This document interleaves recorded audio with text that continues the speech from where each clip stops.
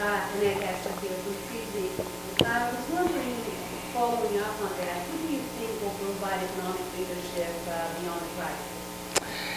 That's an interesting question, because there isn't, we're a non-hegemonic system right now. The United States no longer has the weight to serve as hegemon.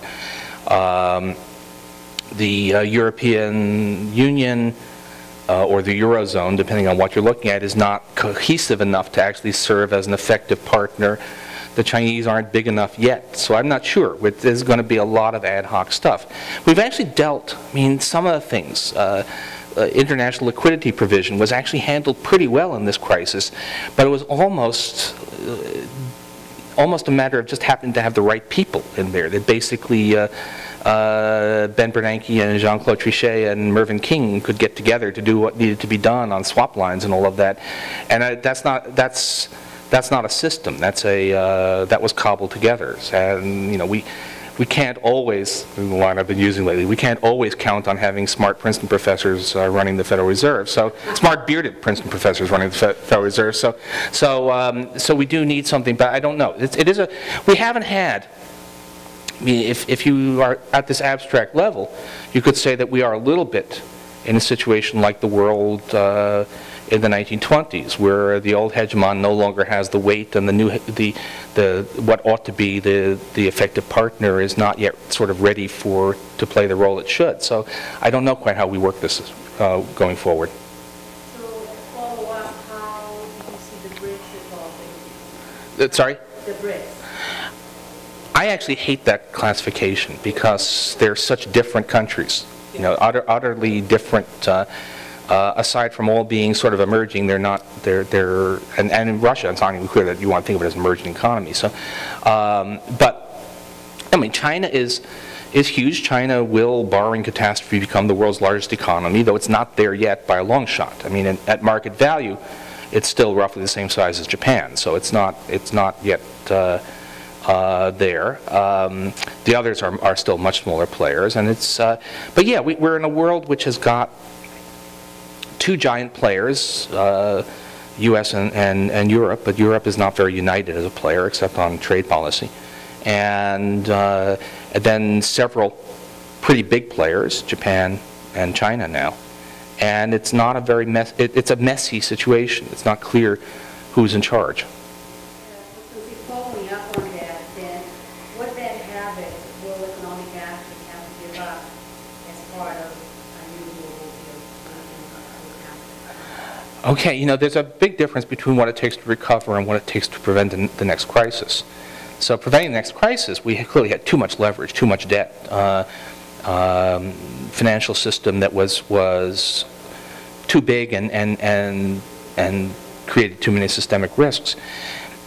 Getting out of the crisis is not about bad habits. Now it's what we need is a source of demand. We need a driver, and that's actually really, really hard to find. It's consumers can't do it.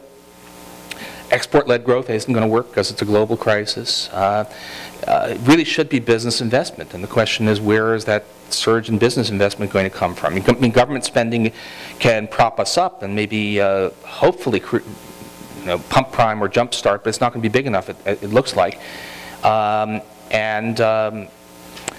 I've been saying to people that it would be really helpful if somebody would invent the internet or the railroad around now, because that's what we need for a recovery. I even have this slightly hopeful thought that climate change policy could unleash a wave of business investment sort of in anticipation of carbon pricing, both green technologies, but also just things like insulation. But it's actually, the point is, it's really hard to find that driver. And the last time we had a global financial crisis-induced recession, full recovery was the result of a large public spending program known as World War II. Not a very useful model for our current problems. Annette, it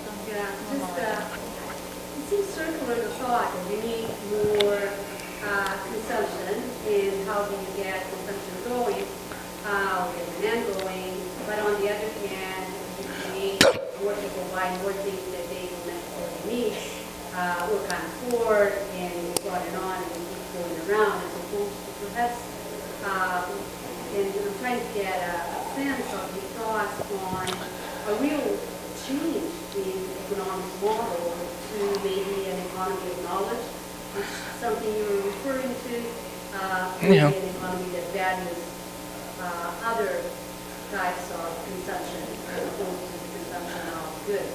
Any thoughts on that? You know, philosophically, there's a lot to be said for that. I think that's beyond the reach of any plausible policy. I think the only thing we can really hope for is that we have an economy in which people,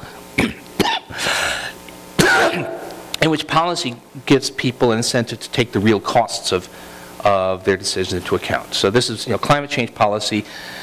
If we want people to stop being materialistic, I think that's a lost cause. If we try to have a policy which actually means that the prices of goods include the cost of the emissions that are generated as a result, we can do that.